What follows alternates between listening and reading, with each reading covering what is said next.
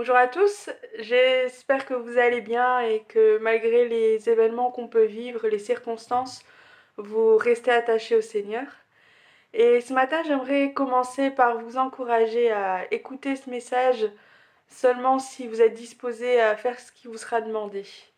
Ça fait plusieurs semaines que les prédicateurs nous encouragent à réfléchir par rapport au texte qu'on voit, sur notre propre vie, sur notre foi chrétienne. Et je trouve ça tellement important.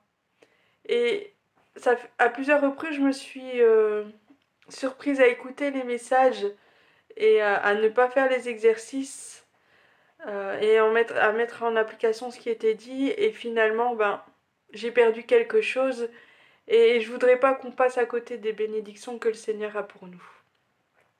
Les vidéos ont cet avantage qu'on peut les regarder à tout moment et qu'on peut les revisionner si on a envie. Qu'on puisse vraiment profiter de cette opportunité pour les écouter quand on est vraiment disposé, quand on a du temps et qu'on est disposé à faire ce qu'il nous est demandé de faire. Parce que le but final, c'est de nous faire grandir dans la foi. J'ai un deuxième encouragement aussi pour les parents, à ne pas faire ce qui est demandé seuls, mais le faire avec leurs enfants. Je suis consciente que c'est un défi de pouvoir expliquer aux enfants avec leur compréhension ce qui est partagé, mais c'est tellement enrichissant aussi bien pour les enfants que pour vous. Et je pense que ça peut aussi amener un bon moment de partage, de prière entre parents et enfants, mais aussi ça peut permettre à ce que l'enfant puisse grandir dans la foi tout naturellement, parce que vous lui apprenez. Alors, maintenant, après ces quelques encouragements, je vous propose qu'on puisse prier pour ce message, pour se laisser inspirer et se laisser que le Seigneur puisse nous parler. Merci Seigneur pour ta présence. Merci parce que tu es au milieu de nous, tu es en nous. Et nous avons ce privilège de te connaître. Que vraiment ce matin, Seigneur, nous puissions être à ton écoute. Nous puissions être disposés, Seigneur, à recevoir ce que tu veux nous donner. Que vraiment, Seigneur, nous puissions avoir cette attitude de cœur, Seigneur, que tout appartient et que c'est en venant auprès de toi, Seigneur, que nous allons trouver ce dont nous avons besoin. Gloire à ton nom, Père. Amen. Alors, c'est moi qui ai l'honneur de clôturer la série sur l'épître de Philippiens avec le chapitre 4. Et c'est un grand défi pour moi de pouvoir le faire en 30 minutes. Surtout que là, il ne me reste que 27 minutes en fait. Parce que ce chapitre, il est vraiment riche en enseignements. Alors, je me suis donc arrêtée sur quelques versets connus qui aujourd'hui, après que je les ai étudiés, elles ont vraiment pris un autre sens pour moi. En préparant ce message, il s'est produit vraiment quelque chose en moi et comme une envie d'aller plus loin avec le Seigneur et de m'attendre autrement à lui. Et j'espère qu'il en sera de même pour vous. Ce qui est formidable avec le Seigneur, c'est qu'avec sa parole, il veut nous apprendre des choses, mais il nous dit comment on peut parvenir à acquérir ces choses-là et encore plus, il y a une bénédiction à la clé.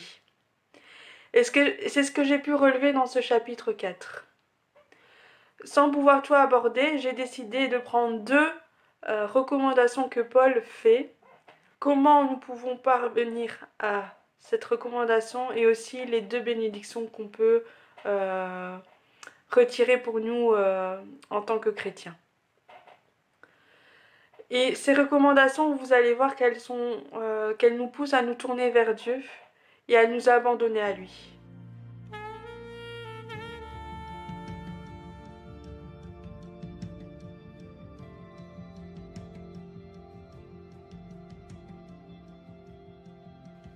Alors c'est vraiment deux attitudes que je suis sûre qu'on a tous connues pendant cette période de confinement. Certains ont été inquiets et mécontents, d'autres ont été juste inquiets, d'autres ont été juste mécontents. Mais on a tous vécu ces sentiments en nous. Donc je pense que ça peut nous parler aujourd'hui pour cette situation difficile que nous vivons, mais aussi pour les autres situations. Alors la première recommandation que j'aimerais voir avec vous ce matin se trouve au verset 6 du chapitre 4, où Paul nous recommande de nous mettre en souci de rien.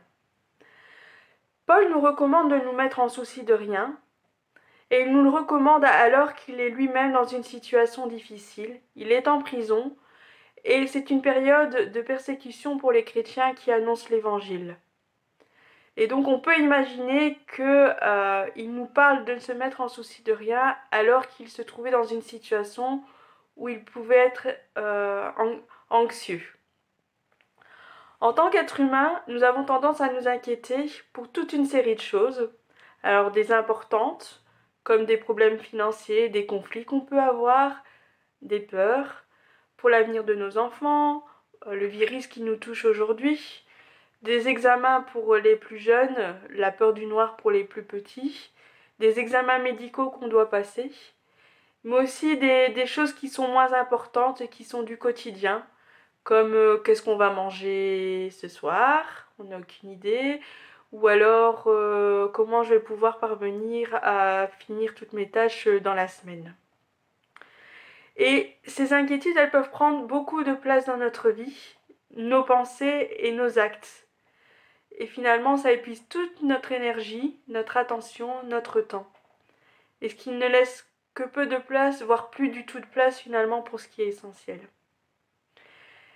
Et je dois bien vous avouer que j'ai moi-même dû beaucoup me battre pour pouvoir préparer ce message et pour ne pas être inquiète. Voyant les jours passer, voyant les heures passer, j'ai vraiment dû m'en remettre au Seigneur à plusieurs reprises pour que l'inquiétude ne m'envahisse pas. Alors bien souvent, on ne sait pas vraiment comment faire pour ne pas nous inquiéter. Et alors on sort des phrases comme « c'est plus fort que moi »,« je ne sais pas comment faire autrement, c'est dans ma nature ». Et alors ça devient comme des excuses pour nous face à notre incapacité de nous soucier de rien. Mais comme Jésus-Christ l'a dit si justement, qui de vous, par ses inquiétudes, peut ajouter une coudée à la durée de sa vie ? En se penchant sur nos inquiétudes, on peut voir qu'elles sont liées à nos besoins. On a besoin de sécurité, on a besoin de nous nourrir, d'oxygène, d'avoir un toit sur notre tête, d'avoir chaud, de contrôler les choses aussi. Et nous sommes sans cesse en quête de pouvoir répondre à ces besoins par nous-mêmes. Mais finalement, c'est impossible pour nous parce que nous sommes tout simplement imparfaits. Et qu'il y a des besoins où on a des besoins qui doivent être comblés par les autres aussi. Comme par exemple au niveau relationnel. Les autres peuvent combler certains besoins, mais aussi imparfaitement parce qu'ils sont aussi imparfaits que nous. Et le seul qui est capable de pouvoir répondre à nos besoins parfaitement, c'est le Seigneur. Le texte nous dit bien de nous mettre en souci de rien.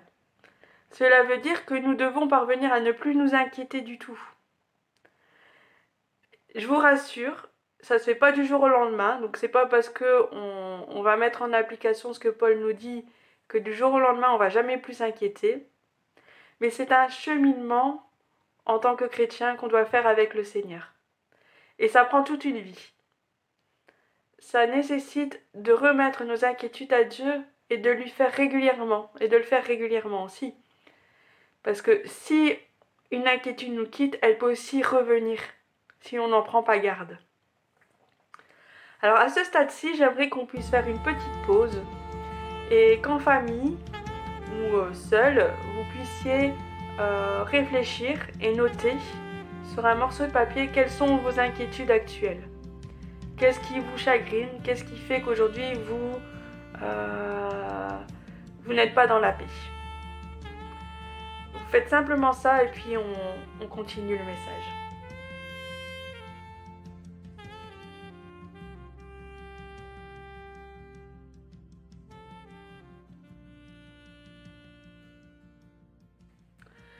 Maintenant que votre liste est faite, vous pouvez la mettre de côté et on reviendra dessus tout à l'heure. Voyons maintenant comment on peut parvenir à ne pas nous inquiéter. C'est ce que Paul nous dit dans la suite du verset 6. Mais en toute chose, exposez vos besoins à Dieu. Adressez-lui vos prières et vos requêtes, en lui disant aussi votre reconnaissance. Comme Dieu est le seul à pouvoir répondre parfaitement à vos besoins, c'est tout naturellement que Paul nous encourage à nous tourner vers Dieu pour qu'il puisse répondre à nos besoins et nous aider à faire face à nos inquiétudes. Paul nous encourage à faire confiance en Dieu. Ne pas nous soucier ne veut pas dire qu'on doit laisser nos inquiétudes de côté, au risque de laisser pourrir certaines situations, mais bien de les abandonner à Dieu. Ne pas nous soucier ne veut pas dire non plus que nous devenons des super-hommes et qu'il peut nous arriver n'importe quoi, on ne va jamais s'inquiéter. Mais c'est pouvoir, à un moment donné, prendre conscience de notre inquiétude et la remettre à Dieu. Le laisser s'en charger. Alors comment on peut s'en remettre à Dieu? En exposant nos besoins. Et finalement, si on ne sait pas vraiment quel besoin se cache derrière notre inquiétude, on peut exposer nos inquiétudes au Seigneur parce que lui nous connaît mieux que nous-mêmes et il sait de quoi nous avons besoin.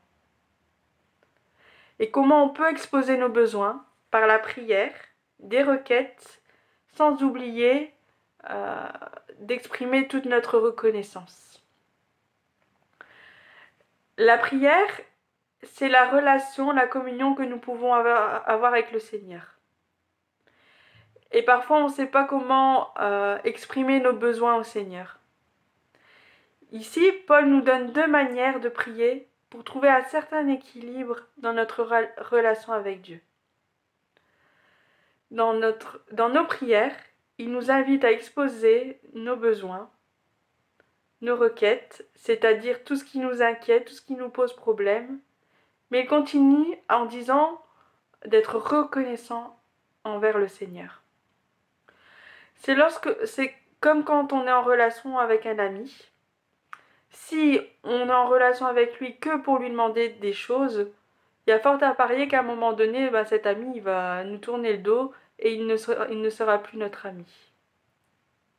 Pour qu'une relation dure, il faut qu'il y ait à la fois des demandes, mais aussi des moments d'échange, des moments de partage, des moments où on est reconnaissant, des moments où on complimente, où on rigole, où on passe des bons moments ensemble. Et avec le Seigneur, c'est un peu la même chose. Il ne nous tournera jamais le dos, mais pour nous rapprocher de lui et refléter fidèlement Christ en nous, il est essentiel de lui exprimer toute notre reconnaissance.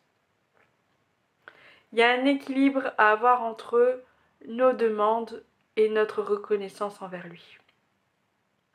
Alors on peut être reconnaissant envers lui pour ce qu'il est, parce qu'il est amour, il est justice, il est bonté, il est miséricordieux, et j'en passe, il est tellement de choses pour nous. De nous permettre de nous libérer de nos poids, de répondre à nos besoins, d'être présent en nous. On peut le remercier pour ses interventions passées, mais aussi celles à venir. Et en disant ça, ça me fait penser aux paroles de Jésus en Marc 11, 24. C'est pourquoi, je vous le déclare, tout ce que vous demandez dans vos prières, croyez que vous l'avez reçu, et cela vous sera accordé. Lorsqu'on prie et on expose nos besoins au Seigneur, il est important d'avoir la foi. Et rappelez-vous, la foi est une ferme assurance des choses qu'on espère, une démonstration de celles qu'on ne voit pas. Avoir la foi que le Seigneur interviendra dans notre situation. Le remercier d'avance pour son intervention permet aussi de proclamer verbalement avec foi qu'il est au contrôle de toutes choses. Alors, je ne dis pas qu'en remettant à Dieu toutes nos difficultés, elles disparaîtront du jour au lendemain. Et du coup, qu'on n'aura plus besoin de s'inquiéter. Parce que finalement, le temps de Dieu n'est pas le nôtre. Et que lui-même sait pourquoi nous passons par cette épreuve-là. Mais en abandonnant nos inquiétudes à Dieu, On se met sous sa bénédiction en recevant sa paix. Et c'est ce que nous dit le verset 7. Et donc c'est la bénédiction que nous pouvons avoir. Alors la paix de Dieu, qui surpasse tout ce qu'on peut concevoir, gardera vos cœurs et votre pensée sous la protection de Jésus-Christ. Paul ne parle pas ici d'une paix humaine que nous avons quand tout va bien autour de nous, qui peut venir souvent par nos propres efforts ou de ce que l'on met en place. La paix de Dieu est le fruit de nos prières, de nos requêtes et notre reconnaissance. De notre foi, la confiance qu'on place en Dieu, qui est opposée finalement aux inquiétudes que nous pouvions avoir auparavant. C'est un contentement intérieur qui est donné par Dieu. Alors cette paix, elle surpasse toute intelligence parce qu'humainement parlant, on ne peut pas comprendre pourquoi une personne est en paix, alors que nous vivons dans un monde où tout nous pousse à être anxieux et où la personne, elle vit elle-même des situations d'inquiétude qui sont difficiles à vivre. C'est une paix qui, au cœur même de nos épreuves, elle nous remplit de la consolation, du réconfort et de l'espérance du Seigneur, qui ne laisse pas rentrer l'inquiétude en nous, bien que les situations difficiles sont encore présentes. Cette paix, elle apparaît là où on ne l'attend pas, dans une situation qui normalement aurait dû susciter l'anxiété en nous. Comment Jésus pouvait-il être en paix alors que la tempête menaçait d'échouer le bateau? La raison humaine ne peut pas le comprendre, mais pourtant c'est un exemple que nous devons suivre. Et ce verset va plus loin et dit également que la paix divine nous permet de garder nos cœurs et nos pensées en Jésus-Christ. Nous sommes libérés de nos inquiétudes, et ce qui nous permet de nous concentrer toute notre énergie, notre attention, notre temps vers ce qui est essentiel, la vie de Christ en nous, notre vie en Christ. Notre attention peut alors être portée sur tout ce qui est bon, digne de louange, sur tout ce qui est vrai, respectable, juste, pur, agréable et honorable, nous permettant ainsi de refléter la vie de Christ en nous. Lâcher prise sur nos inquiétudes, c'est ce que nous avons de mieux à faire. La bénédiction qui est en jeu en vaut vraiment la peine. Et j'ai un petit témoignage à vous partager par rapport à ce que je viens de dire. Quand Jo et moi on a décidé de vouloir avoir un enfant, il n'a pas fallu un mois pour que je tombe enceinte. Mais quand on a été à la visite chez le gynéco, on s'est rendu compte que le cœur ne battait pas alors qu'il y avait suffisamment de semaines pour que ça arrive. En fait, j'avais fait une fausse couche. Et les mois qui ont suivi ont vraiment été très difficiles et vraiment ça devenait obsessionnel. À chaque fois que j'étais dans le temps où je pouvais tomber enceinte, je faisais des tests de grossesse, c'était négatif et la souffrance que j'éprouvais de cette perte finalement était ravivée parce que je mettais ma confiance dans ce test de grossesse et mon désir de vouloir être maman. Et au bout de quelques mois, vraiment ça devenait trop obsessionnel et ça devenait de plus en plus dur pour moi. Et j'ai prié, on a prié avec Jo. J'ai vraiment abandonné cette inquiétude, j'ai abandonné cette souffrance qui était en moi. Et le Seigneur est intervenu. J'ai vraiment senti quelque chose en moi, une paix profonde en moi. Et il n'y a pas fallu un mois finalement pour que je tombe enceinte de Yaël. La deuxième recommandation que Paul nous fait, c'est d'être content en toutes circonstances. Il dit « Ce n'est pas le besoin qui me fait parler ainsi, car j'ai appris en toutes circonstances à être content. » Et encore une fois, c'est dans un contexte où il était en prison, où il vivait des persécutions pour la cause de l'Évangile. Le verset nous dit que Paul a appris à être content en toutes circonstances. Ça veut dire que ça n'est pas inné. C'est par ses expériences avec le Seigneur et en laissant entièrement Dieu répondre à ses besoins qu'il a pu arriver à apprendre à se contenter en toutes circonstances. Et nous, êtres humains, avons donc besoin d'apprendre à nous contenter de ce que nous avons. Alors, j'ai pas la prétention de dire que ce que Paul vivait et les Philippiens vivaient, c'est la même chose que maintenant, parce qu'on ne vit pas les persécutions, on ne vit pas dans des besoins extrêmes, mais toutefois, la société dans laquelle on vit nous pousse à être mécontents. Alors, je dirais que les sujets de mécontentement ne sont pas les mêmes qu'à l'époque de Paul, mais que la tentation de tomber dans le mécontentement est là, que ce soit avant ou maintenant, qu'on soit dans l'abondance ou le besoin. Alors pour moi, les mécontentements qu'on peut avoir ne sont pas les mêmes quand on est dans l'abondance que quand on est dans le besoin. Donc j'aimerais bien qu'on puisse aborder les deux. Quand on est dans l'abondance et dans notre société occidentale, on veut à tout prix éviter de nous retrouver dans une situation de manque. Et on est très porté vers la sécurité, que ce soit la sécurité sociale, les assurances, l'emploi, la sécurité d'emploi. On veut limiter un maximum les risques de se retrouver sans rien, de se retrouver alors dans le besoin. Et alors à cela s'ajoute la société de surconsommation qui nous pousse à vouloir acquérir de plus en plus, qui nous font croire que nos désirs sont des besoins. Alors on devient facilement mécontent lorsque nous n'obtenons pas ce que nous voulons ou lorsqu'on doit faire l'impasse dessus pour un moment, par exemple quand on a un électroménager qui nous lâche. Et les publicités, elles nous aident vraiment pas dans ce sens-là non plus. Elles nous montrent toutes les choses qu'on pourrait avoir et qu'on n'a pas encore, qui seraient tellement chouettes. Le GSM dernier cri, le robot de cuisine qui fait tout, etc.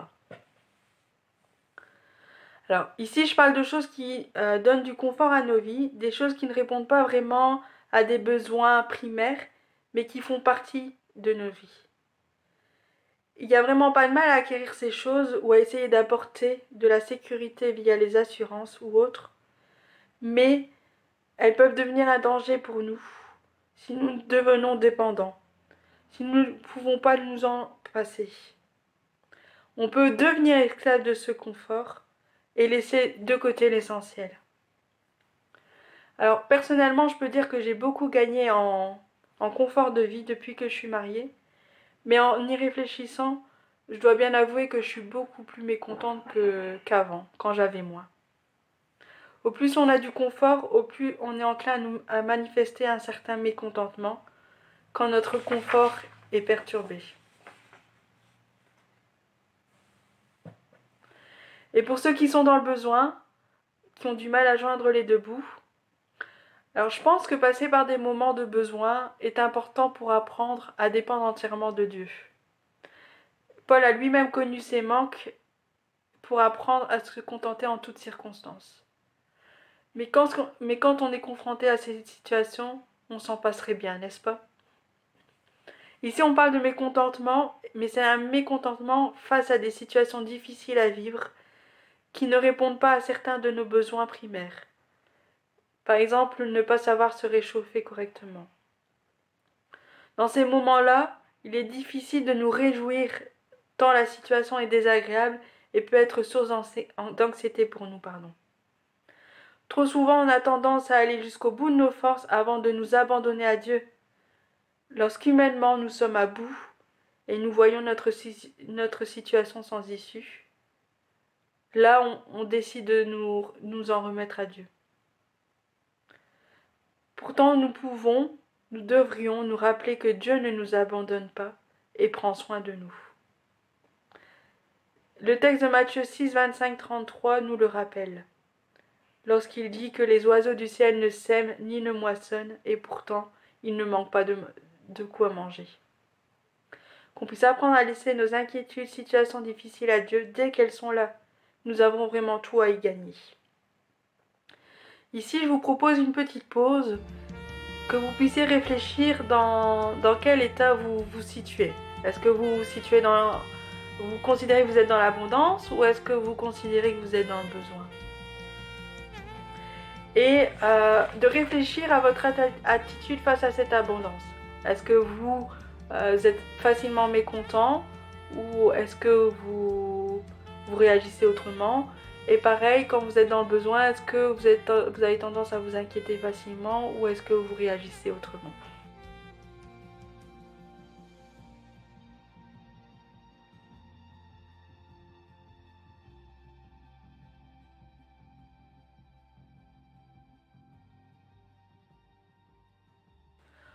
Encore une fois, ce que vous avez pu noter, vous le mettez de côté et on reviendra là-dessus tout à l'heure.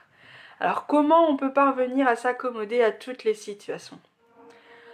Paul nous en parle et finalement, je me suis posé la question de savoir qu'est-ce que c'est s'accommoder. C'est accepter ce qui se présente, agréable ou non, et en tirer le meilleur parti possible, se contenter d'eux. Quand on est dans une période d'abondance, reconnaissons que tout ce que nous avons ne dépend pas de nous. C'est le Seigneur qui permet tout ça. Qu'on puisse avoir cette humilité et cette reconnaissance envers le Seigneur pour tout le confort que nous avons.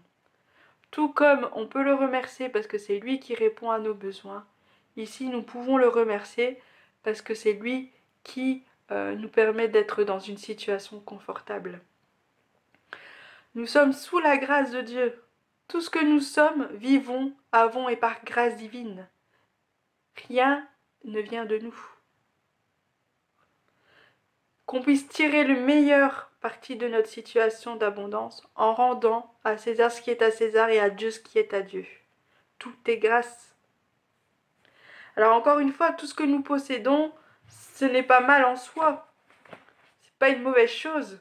Cependant, ce que nous en faisons, ce que ça représente pour nous, notre attitude face à une perte de confort peut être un danger pour nous qui s'apparente à de l'idolâtrie.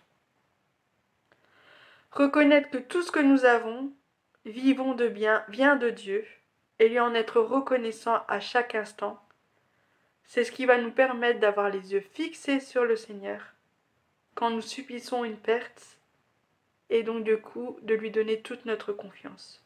Parce que c'est lui qui est au contrôle de toutes choses. Paul nous encourage dans 1 Thessaloniciens, le chapitre 5, versets 16 à 18, à exprimer notre reconnaissance en toutes circonstances, aussi bien dans l'abondance que dans le manque. Et avoir cette attitude de reconnaissance, c'est reconnaître que Dieu est au contrôle de toutes choses, quelle que soit la situation.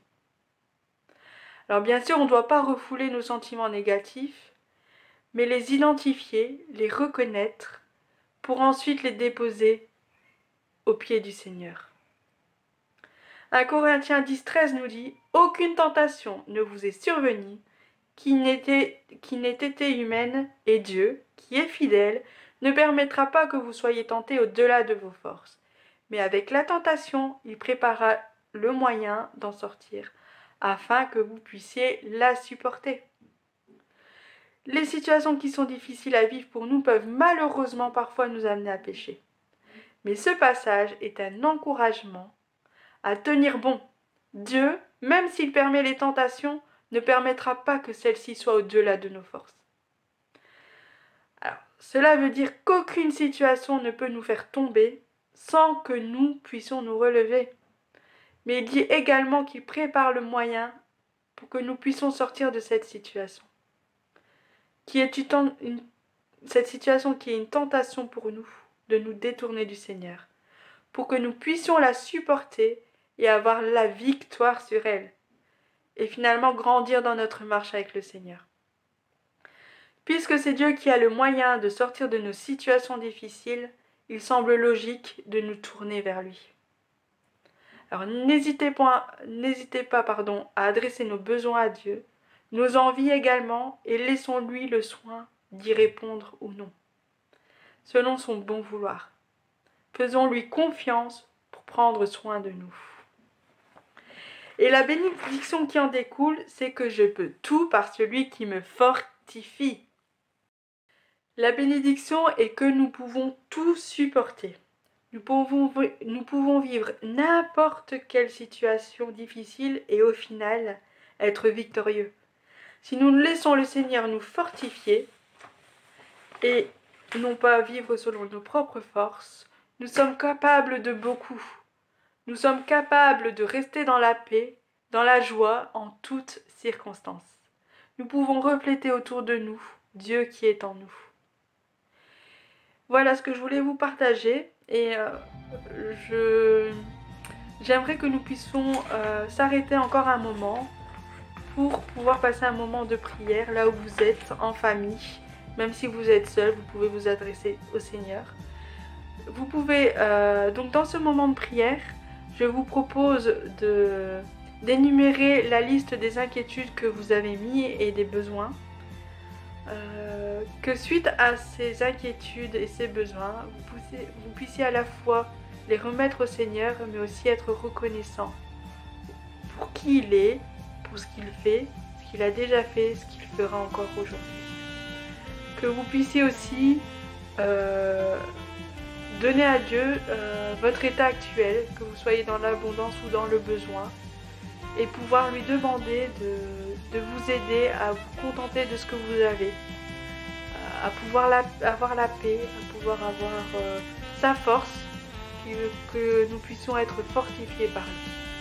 Donc vous puissiez avoir ce moment de prière ensemble et je suis sûre que le Seigneur interviendra dans vos situations.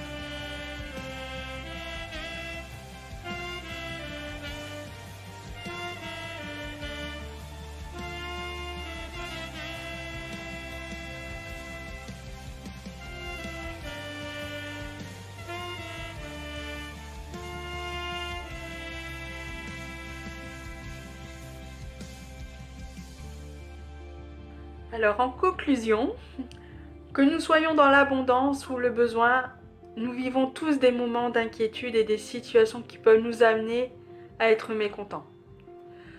Nous pouvons décider de laisser ces inquiétudes et ces mécontentements occuper nos pensées, notre être tout entier, donc dépendre de nous-mêmes, ou de nous en remettre à Dieu en ayant une attitude de reconnaissance vis-à-vis de lui et en lui exprimant nos requêtes, nos besoins et nos inquiétudes.